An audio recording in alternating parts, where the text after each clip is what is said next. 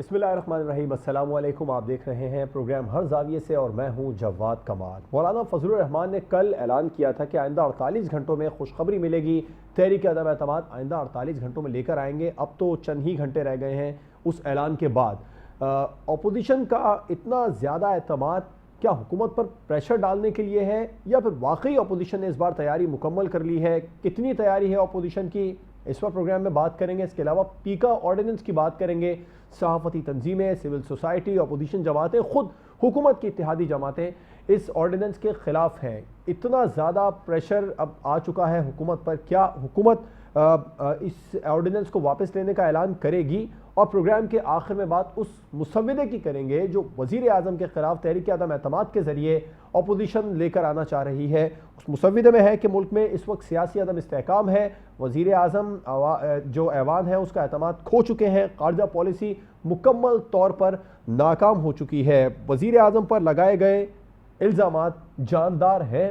अपने मेहमानों को आपसे तारुफ करवाऊंगा। हमें सीनियर तज्ज़ियाकार शहजाद चौधरी साहब ने ज्वाइन किया है। सीनियर एनालिस्ट सज्जाद मीर साहब भी प्रोग्राम में हमारे साथ मौजूद हैं। सीनियर तज्ज़ियाकार रज़ा रूमी साहब और सीनियर एनालिस्ट मोना आलम साहिबा भी शो में हमारे साथ मौजूद हैं। शहजाद चौधरी साहब, तहरीक अदम एतमाद, मौलाना फजलुर रहमान साहब ने कल 48 घंटों में खुशखबरी सुनाने का ऐलान किया था। तैयारी मुकम्मल हो गई आप समझते हैं? मेरा ख्याल है इतना कुछ करने के बाद तो कुछ ना कुछ तैयारी या उसका इम्तिहान ज़रूर अब वक्तान पहुंचा है। देखिए, इससे ज़्यादा डिले ये कर नहीं सकते थे, क्योंकि अब आवाज़ें ये उठना शुरू हो गई थी कि इनके पास है ही कुछ नहीं, इनके पल्ले कुछ नहीं है, इसीलिए ये अब तक कुछ उसको किसी तरीके से कोई शक्ल नहीं दे पाए।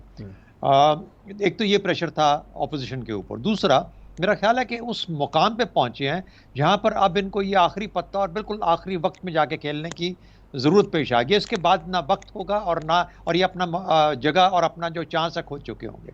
तो ये दोनों चीज़ों को मद्देनज़र रखते हुए लगता है कि उन्होंने सोचा है कि हम इसमें एक दफ़ा ज़रूर चले जाएं इस चीज़ के अंदर।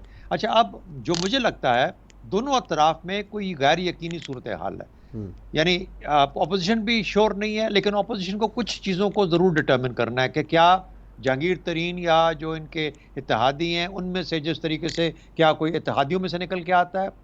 जो 38 लोग या 10 लोगों का जिक्र किया जा रहा है जो कि मिल चुके हैं पीटीआई की से निकल के उनकी तरफ, उनका इम्तिहान हो जाएगा। और फिर इन तमाम चीज़ों के बाद उस चीज़ का इम्तिहान हो जाएगा जो कि एक बुनियादी एनवायरनमेंट, जो माहौल जिसको कहा जाता है कि माहौल क्रिएट होता है किसी जी चेंज का, तब्दीली का। तो वो माहौल क्या जो इनका ख्याल है कि माहौल बन चुका है, वो माहौल इनको परमिट कर रहा है, इजाज़त देता है, या इस किस्म की चीज़ हो रही है या नहीं हो रही। क्योंकि इसके बाद अगर ये फैसला हो जाता है, अगर ये नहीं जीत पाते और ये एज्यूम कर लेते हैं कि कुछ क़ुव्वतें ऐसी हैं जिन्होंने इसको कामयाब नहीं होने दिया, या उनके ऊपर इल्ज़ाम लगा दिया जाता है कि उन्होंने नहीं दिया, तो फिर अगले 1.25 साल इनकी सियासत में, ख़ासतौर पर PMLN की सियासत में एक बहुत बड़ी तब्दीली या वापस वो मुझे क्यों निकाला वाली सियासत की तरफ जाने का रुझान बढ़ जाएगा।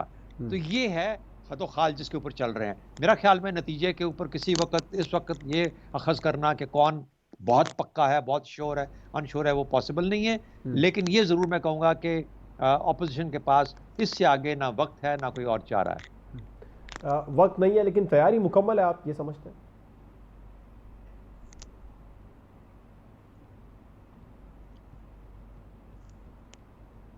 तैयारी का तो वो जब इम्तिहान देंगे तो पता लगेगा कि इम्तिहान में सवाल कैसे आते हैं और तैयारी जवाब उसके पूरे बन पाते हैं कि नहीं। तैयारी तो इम्तिहान में पता चलती है। ठीक। सज्जाद मीर साहब, अपोजिशन की तैयारी मुकम्मल समझ रहे, बहुत ज़्यादा पूरा एतमाद है, क्या हुकूमत पर प्रेशर के लिए इतना एतमाद है या फिर वाकई में तैयारी इस बार मुकम्मल कर ली? कि मैं तो फजलुर रहमान साहब के बयान को नहीं समझ सका कि वो फीलर है, किस चीज़ को जज करने के लिए दिया गया है, या कुछ लोगों का ख्याल है कि शायद फेक बयान है। अभी उनकी बहुत ही आला क़यादत, जिनके बारे में कहा जाता है कि शायद राना सनाउल्लाह ने कहा था कि 4 लोगों को सिर्फ इल्म है और ताश के पत्ते हमने सीने से लगाए हुए हैं। मुझे नहीं मालूम कि और किसी आदमी को भी ये यकीन है कि 48 घंटे में करारदाद पेश कर दी जाएगी। मैं इस बारे में श्योर नहीं हूँ, और श्योर नहीं हूँ जब मैं कहता हूँ तो मेरी इतलात ये हैं कि बहुत से लोग ये कहते हैं कि अभी तो हमने फैसला नहीं किया कि ये करारदाद पेश करनी है, कब पेश करनी है। तो फिर ये कौन सी कुव्वतें हैं जो सब खबरें फैला रही हैं या दे रही हैं, या हर कोई अपनी तरफ से कोई फीलर छोड़ रहा है, या कोई और कुव्वत है जो सारे काम करा रही है? मुझे कोई बात समझ नहीं आ रही इस वक्त। कल तक परसों तक तो मैं कुछ लगता था कि शायद कुछ मसला बन रहा है, नजर आ रहा है, लेकिन इस वक्त समझ आती है कि अभी ये कोई यकसू नहीं है, यानी लेकिन एक जराए लम्हे बता में रहे हैं 80 फैसला हो MNAs के सकता है। दस्तखत करवा लिए ऑपोजिशन ने। नहीं नहीं जी, वो दस्तखत करा रहे हैं, उसके बारे में भी कोई बहुत सी बातें हैं कि देखिए इसकी ये तैयारी तो होनी चाहिए, लेकिन क्या वो कल पेश होनी है 48 घंटे के अंदर या नहीं पेश होनी, ये तो अभी तय नहीं हुआ। और क्या सिर्फ 80 लोगों के दस्तखत से पेश होनी है, या दस्तों में ही इन्होंने 172 174 लोग देने हैं और साबित करना कि हम ताकत रखते हैं, या कुछ छुपाना है, ये अलग बात है। लेकिन ये फैसला करना कि करारदाद पेश करनी है, कब पेश करनी है, कैसे पेश करनी है, मेरी इतलात के मुताबिक, और मेरी इतलात के मुताबिक जब मैं कहता हूं तो मुसद्दका इतलात के मुताबिक अभी शायद फैसला ही नहीं हुआ है। अच्छा, या बहुत से लोगों का, करीबी हलकों का ये कहना है कि अभी तहरीक पेश करने का फैसला नहीं किया गया है। यानी कि आप ये कह रहे हैं तैयारी तो बहुत दूर की बात है, अभी फैसला ही नहीं किया। तैयारी तो अपने अपने अंदाज में सबने कर रखी है। अच्छा, ये तैयारी करेंगे, मुकम्मल तो है, ये करेंगे, वो करेंगे, लेकिन कौन से पत्ते कहाँ मिलते हैं, कहाँ सामने आते हैं, इसके बारे में मैं अभी तक क्लियर नहीं हूँ कि शायद ये कुछ 48 घंटे वाली बात पर मैं क्लियर नहीं हूँ। रजा रोमी साहब, आपको क्या लगता है इस बार ऑपोजिशन का एतमाद बता रहा है कि उनकी तैयारी मुकम्मल है या फिर हुकूमत पर प्रेशर है? देखिए, प्रेशर तो है ही, वो तो एक जाहिर सी बात है, कोई भी ऑपोजिशन की ग्रुप होता है या अलायंस होता है, वो अपना प्रेशर जो है वो हुकूमत वक्त पर रखते हैं, ये उनकी सियासत होती है। मगर इस बार चूंकि उन्होंने कल मौलाना फजलुर रहमान ने जो ऐलान किया, अब यकीनन वो उन्होंने ये बात सोच समझ के ही 48 घंटे का जो जिक्र किया, क्योंकि अगर ये नहीं कर पाते या तैयारी नहीं होती तो फिर ये बहुत बड़ा दावा करना जो था, ये ऑपोजिशन के जो है क्रेडिबिलिटी जो है उसको बिल्कुल ख़त्म कर देगा। तो जहाँ तक अभी जो कुछ इत्तलात आई हैं और मीडिया के ज़रिए ये आ रही हैं, उससे तो यही जाहिर होता है कि ऑपोजिशन की तैयारी मुकम्मल है। एक तरफ उनके अपने जो अरकान असेंबली हैं वो भी हैं, साथ में पीटीआई के कुछ लोग हैं जो कि उनके साथ जा मिले हैं, या कम से कम उन्होंने इस चीज़ की एश्योरेंस दी है कि वो तहरीक अदम एतमाद में वो अपोजिशन का साथ देंगे, और उसके बदले में उनकी कोई गुफ्तगू भी हुई है अगले इलेक्शन के लिए, पाकिस्तान मुस्लिम लीग नून के टिकटों के हुसूल के लिए, खुसूसन पंजाब में। तो ये बात तो हुई है और ये काफ़ी तय है। और दूसरा, आप जानते हैं कि इत्तेहादियों के साथ भी गुफ्तो शनीद जारी है। एक दिन जो अपोजिशन के लोग जाके मिलते हैं PMLQ से, अगले दिन वज़ीर आज़म साहब पहुंच जाते हैं, फिर उनके आपस में जो है वो राब्ते बढ़े हैं, क्योंकि ये जो इत्तेहादी जमातें हैं, 2-3 छोटी जमातें हैं, मसलन PMLQ है, MQM है और बाप और GDA जो हैं, देखिए इनका तो बड़ा क्लियर है, इनको हर हाल में गवर्नमेंट में रहना है। अगर वो देखेंगे कि तहरीक अदम एतमाद में हुकूमत बदल रही है, हवा बदल रही है, वो फौरी तौर पे शिप को जंप कर जाएंगे। अगर उनको ये लगेगा कि नहीं, अभी नहीं हो रही, या कोई किसी भी वजह से, जैसे मीर साहब कह रहे हैं या शहजाद चौधरी साहब ने कहा कि कोई लास्ट मिनट पे कोई बात होती है या कोई रुकावट आती है, तो फिर इत्तेहादी पीछे रह जाएंगे। लेकिन ऑपोजिशन ने इस बार जो अपनी हिकमत अमली है उसको सिर्फ इत्तेहादियों पर जो है वो मुनहसर नहीं किया, बल्कि उन्होंने जाकर PTI के जो नाराज अरकान असेंबली हैं, तरीन ग्रुप के साथ जो लोग हैं, उनसे बातचीत को आगे बढ़ाकर अपने नंबर पूरे किए। ये जो इतलात हैं, मैं उन्हीं का जिक्र कर रहा हूँ। जाहिर बात है मेरे पास कोई फर्स्ट हैंड इंफॉर्मेशन तो नहीं है, लेकिन जो कुछ मैंने पढ़ा है, देखा है, सुना है, लोगों से बात हुई है, उससे यही जाहिर होता है कि इस वक्त नंबर पूरे हैं। जी, नंबर पूरे। मुन्ना साहब, परवेज इलाही साहब कह रहे हैं कि इतनी बड़ी हांडी चढ़ी है, कुछ ना कुछ तो इसमें से निकलेगा, लेकिन अभी पहला उबाल नहीं आया। आपको लगता है अपोजिशन की तैयारी मुकम्मल है?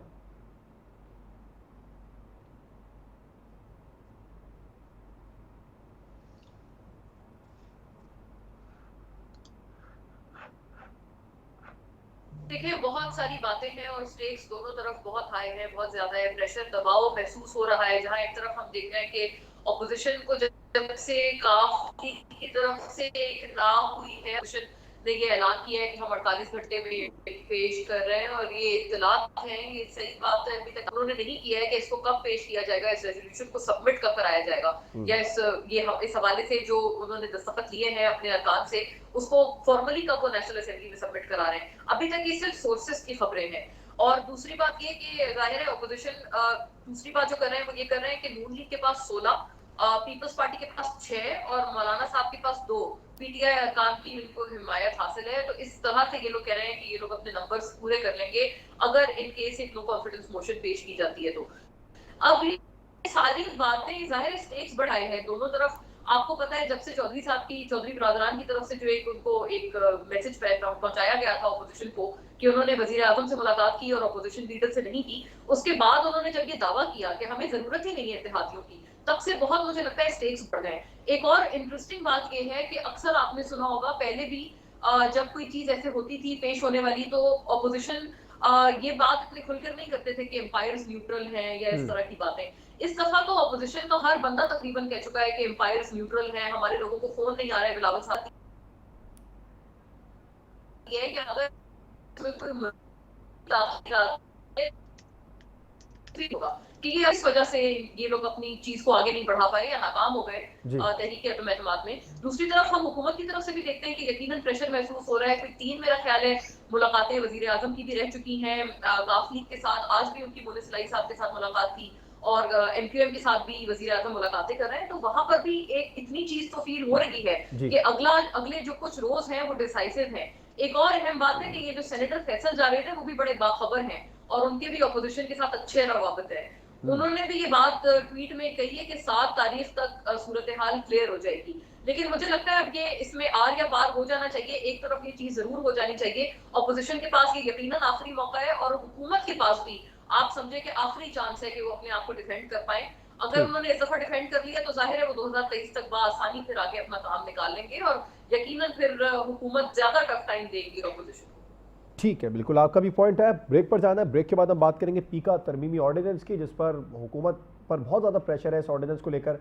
क्या हुकूमत इसको वापस लेने का ऐलान करेगी? ब्रेक के बाद इस पर बात होगी।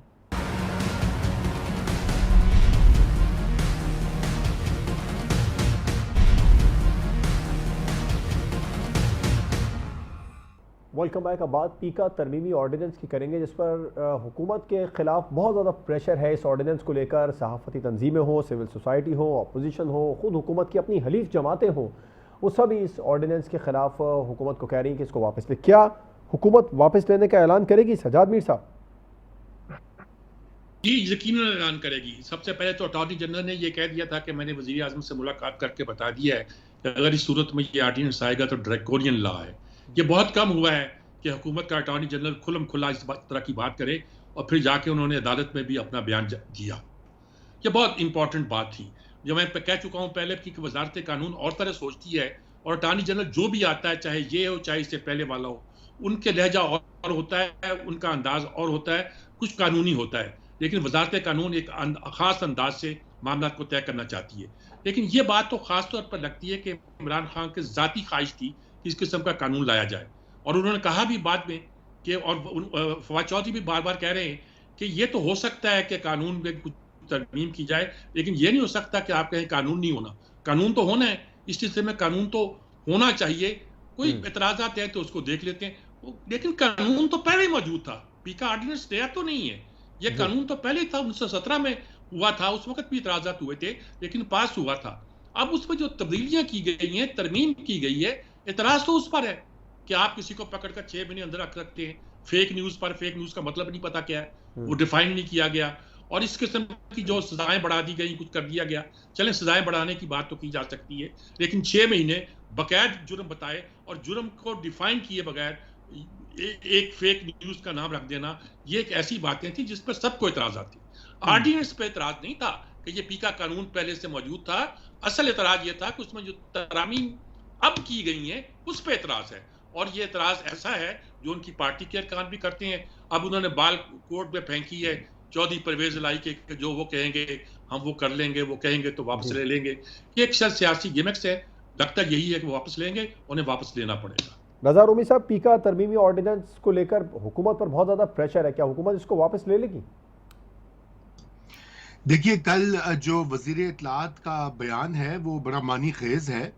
उन्होंने भी इसका जिक्र किया कि हुकूमत जो है इसमें रद्द बदल भी कर सकती है और ले भी सकती है, क्योंकि जिस तरह से प्रेशर बढ़ा है। आपने इसका जिक्र भी किया अपने रज़ा, उसको इंट्रो उस पर में। वज़ीर इत्तलात ने बाद में क्लियर कर दिया था कि कुछ एडिटेड बयान है, मैंने ऐसा कुछ नहीं कहा, मेरा मकसद ये नहीं था कहने का। हाँ देखिए ना, अब यही तो मसला है कि एक तरफ कुछ कहते हैं फिर बाद में क्लियर भी कर देते हैं, तो कुछ समझ नहीं आती। यकीनन वो उनसे कहा होगा कि ये ना करें। देखिए, बात ये हुई है कि इस वक्त जबकि हुकूमत को इतने बड़े चैलेंजेस का सामना है, एक तरफ तहरीके अदम एतमाद ला रही ऑपोजिशन, बैरूनी महाज पे क्या क्या मसाइल है पाकिस्तान को, मैं आप सब जानते हैं, नाजरीन भी जानते हैं, जी। क्या उसको दोहराया जाए। उस सूरत हाल में आप पाकिस्तान के तमाम मीडिया को और सिविल सोसाइटी को आप अपने खिलाफ कर लें, एक नुक्ते के ऊपर एक बिल्कुल ही काला कानून जो लाकर, ये जो पहले पीका का कानून था ये भी बड़ा गलत है। इसमें पीएमएलएन को अब मजा आ रहा है क्योंकि पीएमएलएन के अपने वर्कर्स जो हैं वो उठाए जा रहे हैं और उनके ऊपर खुद लागू हो रहा है। ये हुकूमतें सोचती नहीं है कानून लाने से पहले। यही चीज बिल्कुल पीटीआई भी कर रही है।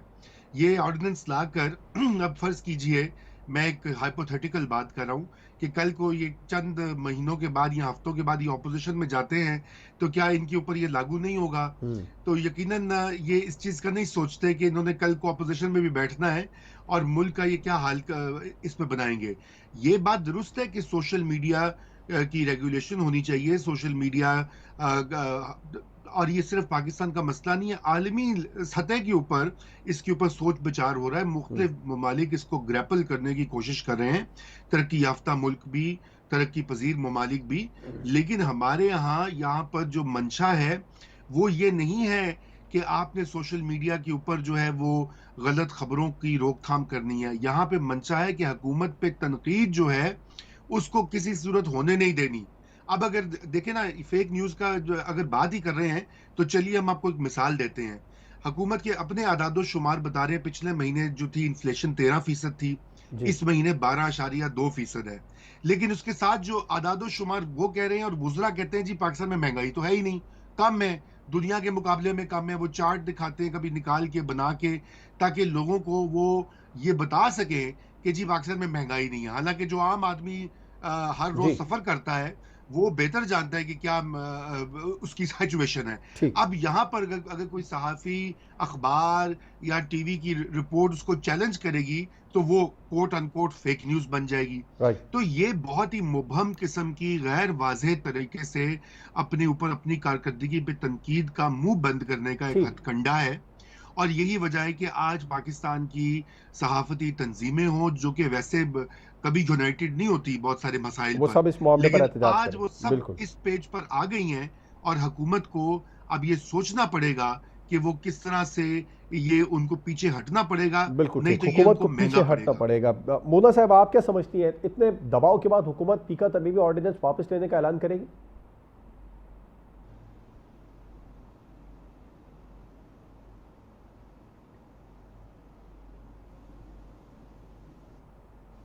देखिए, मुझे तो इसकी लाइक्लीहुड नजर आ रही है और उसकी वजह ये है कि एक तो इस्लामाबाद हाई कोर्ट के आपको पता है जो रिमार्क्स हैं वो भी काबिल गौर हैं और काबिल जिक्र हैं। इस हवाले से उन्होंने ये कहा है और बहुत अच्छी बात की है कि इस हवाले से जितने भी यकीनन लोगों की पगड़ियां नहीं उछलनी चाहिए, ख्वाह वो टीवी हो या सोशल मीडिया हो, कहीं पर भी किसी की कैरेक्टर असैसिनेशन, किसी की किरदार कुशी नहीं होनी चाहिए। लेकिन इसका जो वाहिद हल है और जो इसका अच्छा हल है जो कि बरतानिया में इस्तेमाल होता है, जिसकी अमूमन वजीर आजम खुद भी मिसालें देते हैं और हुकूमत मिसालें देती है, वो है डेफेमेशन या हत्या की इज्जत का कानून। तो इस्लामाबाद हाई कोर्ट में यही बात की गई और चीफ जस्टिस ने ये बात की कि आप उस कानून के तहत, अगर आप उसी के तहत मुकम्मल तौर पर उस कानून पर अमल दरामद करें और 90 रोज में उस पर फैसला करें और उसको उन तमाम केसेस को इस तरह से लटकाया ना जाए, जेर अल्तवा ना रखा जाए, तो कोई पॉसिबिलिटी नहीं है कि किसी की इतनी जुर्रत भी हो कि वो किसी के ऊपर इस किस्म की बातें और इस किस्म के पॉइंट्स करे। तो ऑब्वियसली जो एक बरतानिया का एक एग्जांपल है, वहां पर जाहिर है कोई पैका या इस तरह का कोई ऑर्डिनेंस या कानून नहीं है। ये बिल्कुल ठीक बात हुई है कि पैका में प्रॉब्लम एक्चुअली यही है कि आप ट्रायल के बगैर ही, ट्रायल से पहले ही आप किसी को भी पकड़ सकते हैं और उसको जेल में डाल सकते हैं। जो इसके ऊपर इल्जाम होगा, साबित होगा, वो बात की बात है। तो असल उसमें प्रॉब्लम ही यही है। तो मुझे लगता है ये शायद ये जो इस्लामाबाद हाईकोर्ट के जो रिमार्क्स हैं, अब जो हुकूमत के जो हल्के हैं उनसे यही इत्तलात मुझ तक भी पहुंच रही है कि गालिबन ये कि ये पेका ऑर्डिनेंस को या तो वापस ले लें या इसमें ये तमाम तर चीजें तरमीम कर दें या फेक न्यूज की कोई अच्छी डेफिनेशन दे दें या ये जो 6 माह के लिए अंदर कर देना किसी को, इस चीज की चीजों को उसमें से निकाल लें।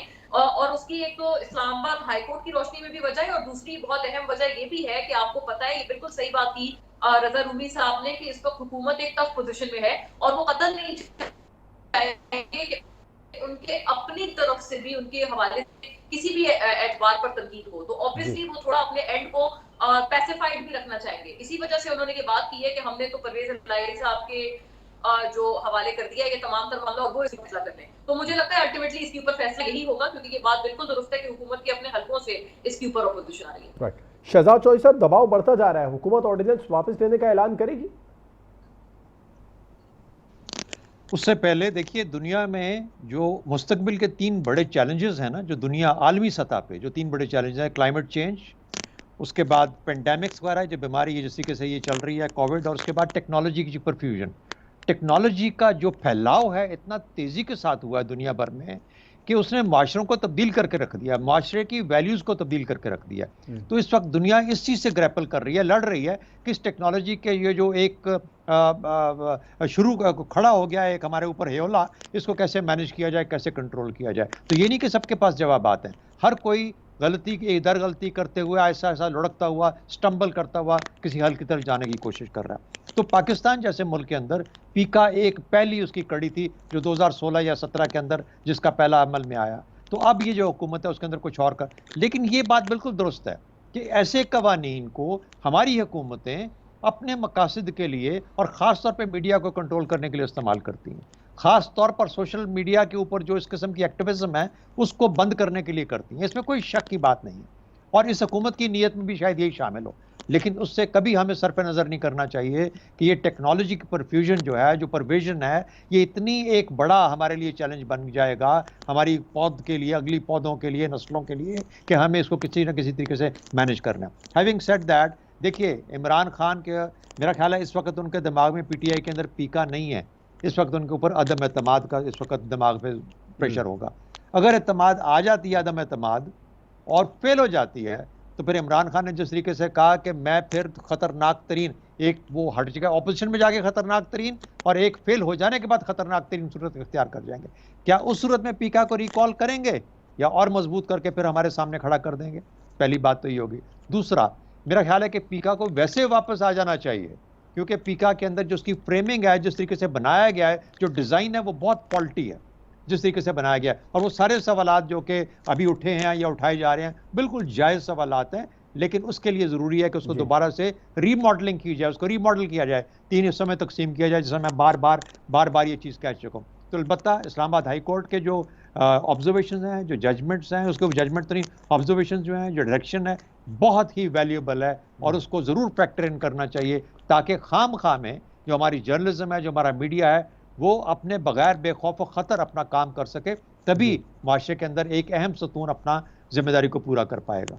ठीक, बिल्कुल ठीक, आपका भी पॉइंट है। मुझे ब्रेक पर जाना है, ब्रेक के बाद हम बात करेंगे तहरीक अदम एतमाद के मुजव्विज़ा मुसव्विदे की। क्या वज़ीर आज़म पर लगाए गए इल्ज़ामात जानदार हैं? ब्रेक के बाद इस पर बात होगी।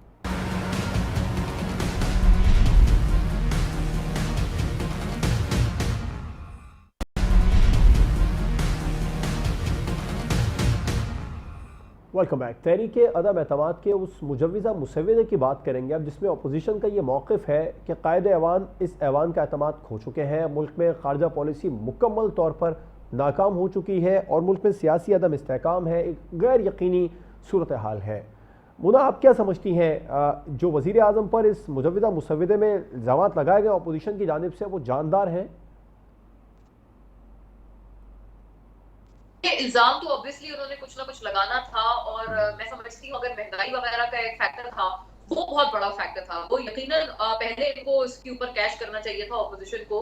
और उसके ऊपर उसको कैपिटलाइज करना चाहिए था, लेकिन वो आपको पता है कि वो इसलिए नहीं कर पा रहे हैं क्योंकि वजीर आजम ने एक बहुत बड़ा और अहम पैकेज दिया है जो कि अवाम जिसके ऊपर खासी खुश है, जो पेट्रोल की कमी है, बिजली की कीमतों में और वगैरह वगैरह काफी अच्छे उसमें चीजें हैं। तो उस पूरे फैक्टर के बाद वो ऑब्वियसली एक नेचुरल बात है कि महंगाई को उन्होंने इतना ज्यादा इस मुसवदे में शामिल नहीं किया। खारजा पॉलिसी पे बहरहाल उन्होंने काफी बात की है, लेकिन खारजा पॉलिसी के उमूर मैं नहीं समझती कि इतने सिंपल और इजी टू अंडरस्टैंड होते हैं, क्योंकि महंगाई का एक ऐसा फैक्टर है जो कि डायरेक्टली गवर्नेंस से मुंसलिक होता है और वो तमाम तर लोगों के दिलों के बहुत करीब होता है, खास तौर पर इलेक्टेड लोगों के। अपने हलकों में जाते हैं, रोज अवाम का उनसे सामना होता है, अवाम को जवाब दे होते हैं, तो लिहाजा ये महंगाई वाला फैक्टर बड़े दिलों के करीब होता है। मुझे लगता है बहुत अच्छा है, इसको अपोजिशन कैपिटलाइज कर सकती थी, लेकिन उन्होंने वक्त जाने दिया, वक्त निकल गया और उस वक्त का फायदा उठाते हुए हुकूमत की तरफ से एक पैकेज आ गया इस मुसव्वदे से पहले। तो अब उन्होंने खारजा पॉलिसी के ऊपर इसका ज्यादातर महवर रखा है, जो कि मैं नहीं समझती कि इतना ऐप्ट है। उसकी बहुत एक अहम वजह ये है कि रूस के साथ ये लोग ज्यादातर बात कर रहे हैं कि जी रशिया के साथ इन्होंने ताल्लुकात अच्छे कर लिए हैं, मगरिब को नाराज कर दिया है, IMF को नाराज कर दिया है।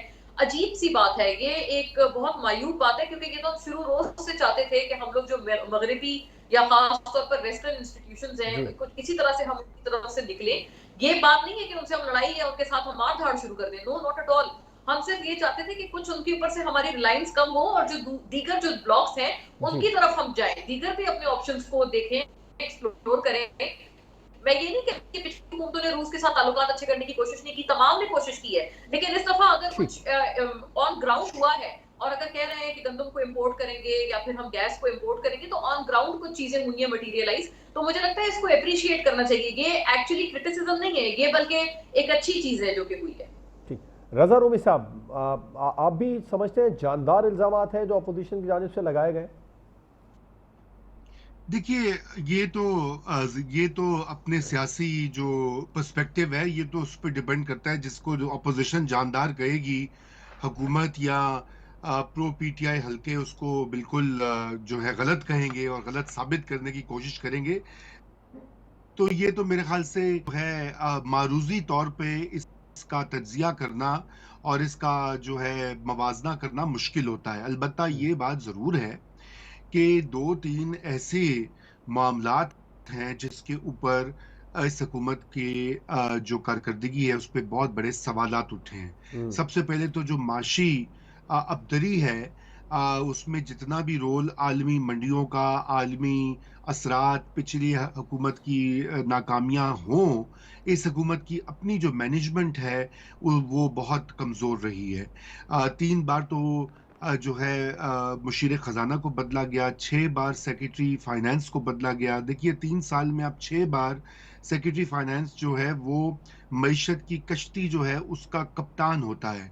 पाकिस्तान एक ऐसा मुल्क है जहाँ पे अंग्रेज छोड़ गए हैं ये कॉलोनियल निज़ाम, और उस पे जो फेडरल सेक्रेटरी होता है वो उसको सब चलाना होता है। वो वज़रा होते हैं, मुशीर होते हैं, वज़ीर आज़म होते हैं, लेकिन असल में ब्यूरोक्रेसी छा जाती है। दूसरा जो अहम नाकामी का सामना था वो एहतसाब पर है कि एहतसाब के तमाम तर दावों के बावजूद आज 3.5 साल गुजरने के बाद 4थे साल में आपको कोई ऐसा बड़ा केस नहीं है जहां पर आपको दिखाई दे कि किसी का भी एहतसाब हुआ, चाहे वो अपोजिशन के लोग हों या अपने PTI के लोग हों या बिजनेसमैन हो, कॉर्पोरेट सेक्टर हो, माफिया हो। बल्कि माफियाज ने तो उनकी तो चांदी हुई है इस हुकूमत में, चाहे वो चीनी का हो, आटा का हो, खाद का हो, गंदम का हो, उनकी तो मजे हुए हैं। और तीसरी अहम बात जो होती है वो होती है पार्लिमान की कारकर्दगी और मीडिया की आज़ादियाँ। उसके ऊपर भी बहुत सवालात हैं। पार्लिमान के हवाले से तो बहुत हैं कि तारीखी एतबार से जितने ऑर्डिनेंसेस इस गवर्नमेंट ने जारी किए हैं कभी नहीं हुए, लेकिन क्या इन तमाम मामलात के ऊपर तहरीक अदम एतमाद बनती है? मेरा नहीं ख्याल। उसका बेस्ट जज जो होते हैं वो अवाम होते हैं। देखिए, मैं तो इस बात का कायल हूँ कि पाकिस्तान में ये रवायत ख़त्म होनी चाहिए कि तीसरे चौथे साल में आप तरीके ले आएँ और वज़ीर आज़म को निकालना शुरू कर दें। ये पहले भी 2 बार हमने देखा, गिलानी साहब हों, नवाज शरीफ हों, उनको भी गलत निकाला गया। और अभी इमरान खान साहब को अपनी टर्म पूरी करनी चाहिए। 5 साल जो है उनके, अगले साल 1 साल रह गया, क्या बेसब्री है इलेक्शन में। फेयर इलेक्शन हो, अवाम फैसला करे कि ये जो तरीके अदम एतमाद का मसवदा या ये जो चार्जेस लगे हैं इनमें वजन है या नहीं है। लेकिन हुकूमत की नाकिस कारकर्दगी जो है वो एक सवाल जरूर है। एक सवाल जरूर है। सजाद मीर साहब, जो इल्जामात मुजव्विज़ा मुसव्विदे में है, आपको लगता है जानदार है? नहीं, मुसव्वदा तो रवायती है जी।